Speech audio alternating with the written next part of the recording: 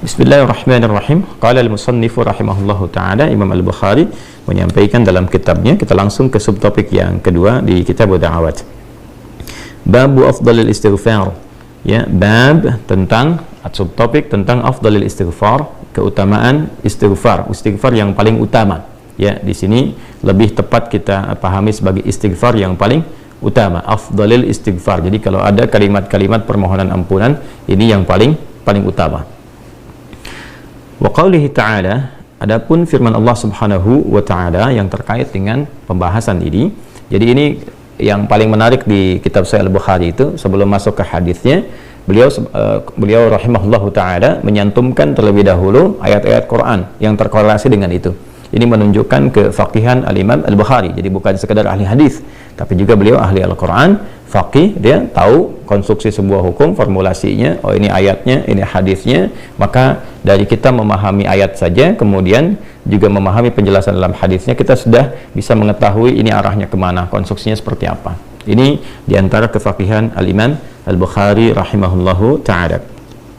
Wa qaulihi ta'ala, adapun firman Allah Subhanahu wa ta'ala yang terkait dengan topik ini, yaitu istighfar yang paling utama, yaitu di Quran surah Nuh ya, ayat 10 sampai 12 ya, kita sampaikan dulu ayatnya.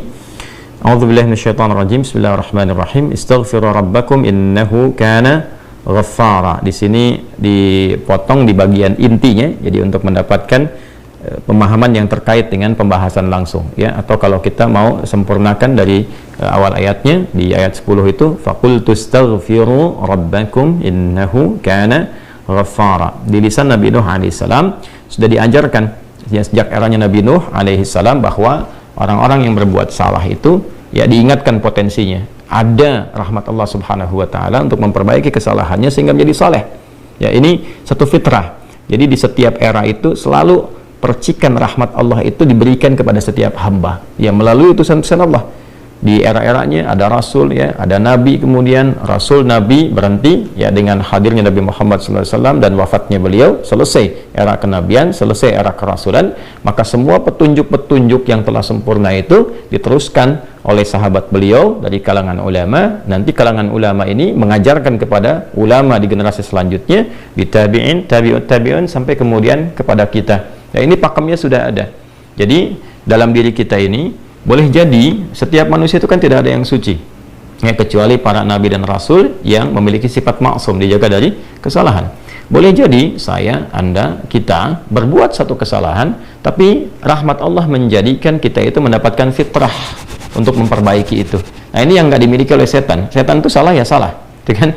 Salah ya salah. Jadi ketika dia berusaha untuk mendapatkan rahmat Allah pun dengan taubat itu selalu terhambat dengan kesombongannya, istakbar itu ya. Satu kali ditawari untuk bisa mendapatkan ampunan pun ya, lalu diberikan satu syarat untuk hormat kepada jasadnya Adam pun kan, itu tetap kemudian dia abai. Sekali lagi saya ingatkan untuk menekankan bahwa kita ini tercipta sebagai manusia, bukan setan ya. Sepanjang kita menyadari kita manusia dan berbuat salah, maka aktifkan sinyal taubat itu ya. Sejak di era sebelumnya, bahkan di era Nabi Adam alaihissalam turun ke muka bumi, kemudian juga berkeluarga ya, risalah-risalah tentang taubat itu selalu kemudian disampaikan.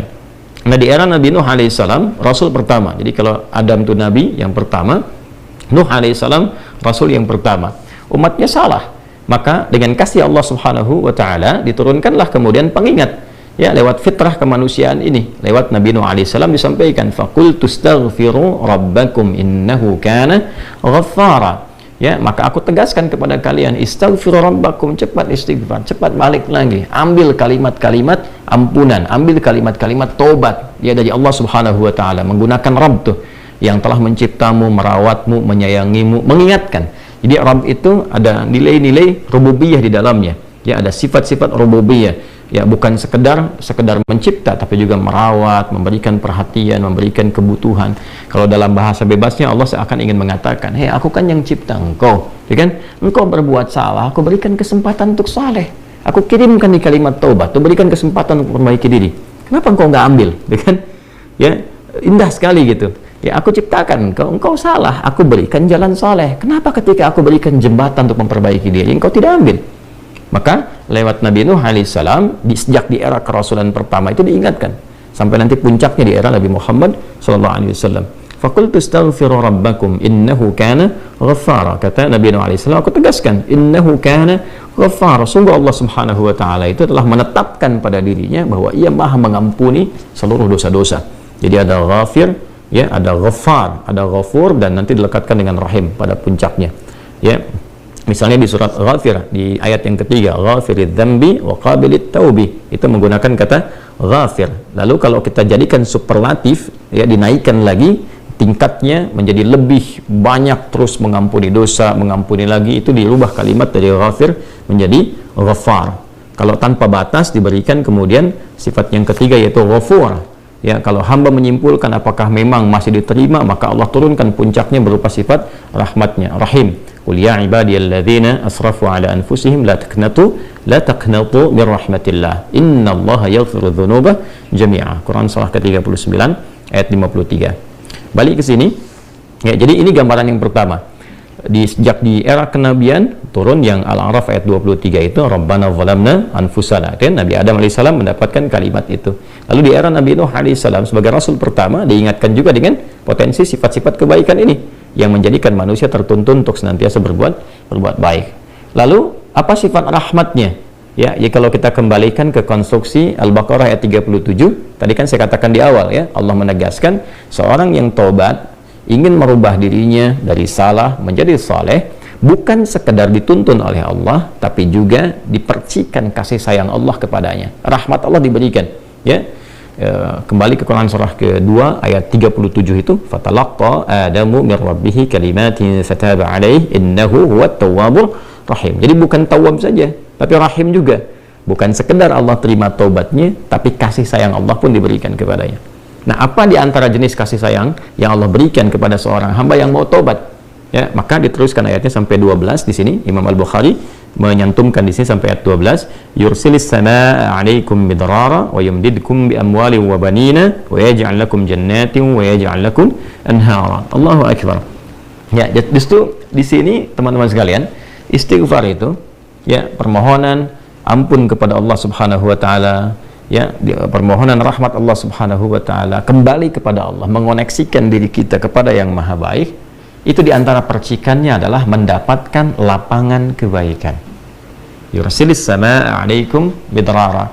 Ya, walaupun Anda mendapatkan kesulitan dalam berkehidupan, bahkan yang sifatnya luas, ya, secara sosial. Kalaupun tanahnya gersang, ya, kalaupun kemarau berkepanjangan, itu ternyata dengan satu daerah itu, satu desa itu, satu wilayah itu mengoneksikan diri mereka kepada Allah, beristighfar. Ini faedahnya istighfar. Dengan beristighfar kepada Allah, taubat dari maksiat, ternyata bisa mendatangkan rahmat bukan hanya untuk pribadinya, untuk satu wilayah. Ya, ini pelajaran dari Quran. Ya, Allah akan memberikan kesan begini, jangankan bagi setiap personalnya, setiap orangnya, ya kan? Ada masalah sekampung pun, contohnya kekeringan misalnya, contohnya kemarau, lalu sekampung itu, ya, atau ada orang-orang soleh di situ yang membiasakan taubat kepada Allah, istighfar kepada Allah, mengoneksikan dirinya kepada Allah, ya kan? Itu luar biasa percikan rahmat Allah. Ya, apa diantaranya? Yursilis sama, ya, 'alaikum midrara. Allah memerintahkan kepada langit itu untuk menurunkan hujan, ya, dengan curah yang memberikan maslahat. Kemudian wa yumdidkum bi amwalin wa banina. Ya, lantas kemudian melapangkan kepada engkau urusan hartamu, ya, bahkan memberkahi engkau dengan keturunan-keturunan yang baik. Jadi masya Allah, ya, orang tua yang rajin istighfar, suami yang rajin istighfar, itu ternyata bukan sekedar menjadikan ia mendapatkan penerimaan taubat. Dia berhenti dari perbuatan maksiat, usaha-usaha yang tidak baik, dagang yang tidak benar, dengan perbuatan curang, ya, perbuatan menipu, perbuatan-perbuatan yang tidak elok, korupsi, jauhi potensi itu. Disogok dia hindari, diajak korupsi dia jauhi dan sebagainya. Lalu konsisten pada kebaikan dan dia isi dengan istighfar. Astaghfirullahalazim, astaghfirullahalazim, Rabbana zalamna anfusana wa illam taghfir lana wa tarhamna lanakunanna minal khasirin. Dia konsisten pada kebaikan itu, wa yumdidkum bi amwal. Allah akan lapangkan dia pada harta-harta yang lebih berkah. Allahu akbar. Itu faidah istighfar. Jadi kalau kita biasakan bertekad, berniat memperbaiki diri dari yang salah menjadi baik, itu Allah sudah berikan motivasi. Aku bukan hanya terima taubatmu, tapi aku rubah keadaan hidupmu lebih istimewa, lebih mahal nilainya dibandingkan dengan keadaan sebelumnya yang terlihat seperti fata morgana. Kemudian dikuatkan dengan Quran surah ketiga Ali Imran ayat 135. Ya, di sini disampaikan Allah Subhanahu wa taala berfirman, a'udzubillahi minasyaitonir rajim. Bismillahirrahmanirrahim. Walladzina idza fa'alu fahishatan aw zalamu anfusahum ini dzakarullaha fastaghfaru lidzunubihim wa may yaghfiru dzunuba illa Allah wa lam yusirru ala ma fa'alu wa hum ya'lamun.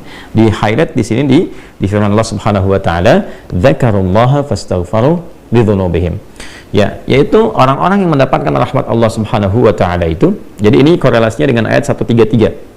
Jadi ayat 133 itu Allah Subhanahu wa taala berjanji bagi orang-orang yang menyegerakan istighfar. Jadi ingat dosa hari ini nih. Sekarang misalnya malam nih, kita ingat ada dosa yang dikerjakan. Lantas ketika ingat itu istighfar. Istighfar, minta ampun sama Allah gitu kan. Itu menyegerakan sesuatu tanpa jeda disebut dengan sara'a. Ya, sara'a. Jadi ada sa'a, ada sara'a. Kalau sa'a itu menyegerakan sesuatu dengan persiapan. Tapi kalau dia bersegera cepat, nyaris tanpa jeda, itu menggunakan sara'a. Sehingga guru-guru mengatakan bisurah, cepat, nggak usah banyak jedanya, ya kan? Nah, di Ali Imran ayat 133 Allah berfirman, wasari'u ila maghfiratin min rabbikum. Kalau engkau merasa ada salah, bergegas, jangan tunda-tunda. Ya, ingat malam ini, jangan tunda besok. Gimana kalau kemudian tengah malam meninggal? Ya, segera istighfari. Nah, orang yang menyegerakan istighfar saat ingat kesalahan, apa yang didapatkan? Wa jannatin arduha as-samawati wal ardu uiddat lil muttaqin. Maka orang ini akan diberi harapan oleh Allah, ya diperkenankan untuk memohon, bahkan ketika pulang disiapkan surga untuknya seluas langit dan bumi. Dan itu bagian dari sifat takwa. Jadi takwa itu bukan sekedar amar ma'ruf. Saat Anda ingat sholat, Anda ingat puasa, ingat baca Quran. Tapi takwa juga ada bagiannya nahi mungkar. Saat Anda ingat salah, lalu Anda taubat. Ya, saat Anda ingat salah, Anda pengen jadi soleh. Saat Anda ingat maksiat, Anda ingin taubat. Itu bagian dari takwa. Nah, bagaimana kemudian cara mengimplementasikan itu semua? Nah, ini poinnya. Ya, walladzina idza fa'alu fahishatan aw zalamu anfusahum dzakarullaha fastaghfaru lidzunubihim. Artinya, semua orang dengan keadaannya berpotensi berbuat salah. Ya, kecuali tadi Nabi dan Rasul yang punya sifat maksum. Ya, Allah jaga dari kesalahan. Kita yang bukan Nabi, bukan Rasul, itu berpotensi salah. Apapun profesinya, apapun jabatannya, apapun tugasnya, berpotensi salah. Ya, idza fa'alu fahisyah, ketika dia berbuat fahisyah. Ya, fahisyah itu pernah saya sampaikan ya, turunannya nanti fahsya namanya. Jadi sifat kesalahan yang muncul dari syahwat.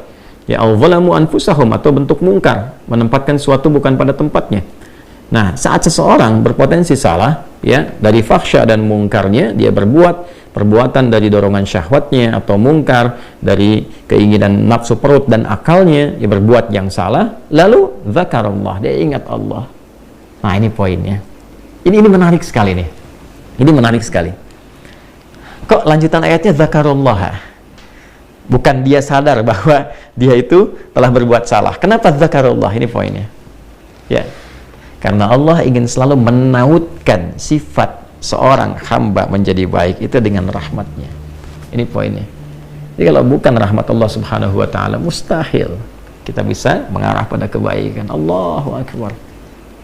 Ya, lillah, karena Allah.